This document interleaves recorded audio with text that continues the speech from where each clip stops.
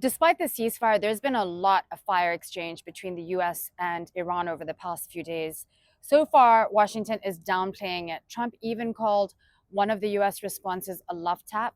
On top of that, Qatar's prime minister was in Washington on Friday meeting with J.D. Vance, and he said, despite all the public rhetoric, there's a lot of diplomatic activity happening behind the scenes. But we also got new analysis from the CIA that says Iran may still be able to withstand the blockade in Hormuz for months. We've seen Trump try to downplay the skirmishes, or more than skirmishes, exchanges of fire on Thursday, and that's ahead of this deadline, this self-imposed deadline that they're expecting some kind of response from Iran through Pakistani mediators.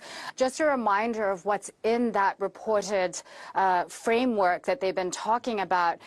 This framework reportedly talks about a moratorium on Iran's uranium enrichment.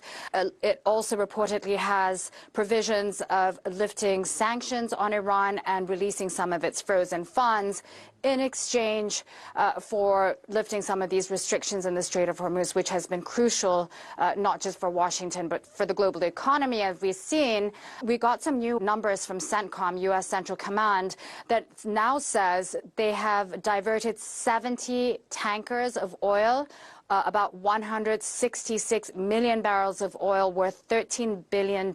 So it's definitely having an economic impact on Iran, but we also got reports of a new CIA analysis that says that Iran can withstand this Hormuz blockade for 3 to 4 months. He's heading to China next week, and he really wants to go to China showing that he has been able to achieve something, especially in terms of reopening the Strait of Hormuz. Is there the possibility that the war could restart with full-on strikes? Washington does not want to restart a full-on war, but Trump has been briefed by Central Command of potential limited short strikes that may be imposed.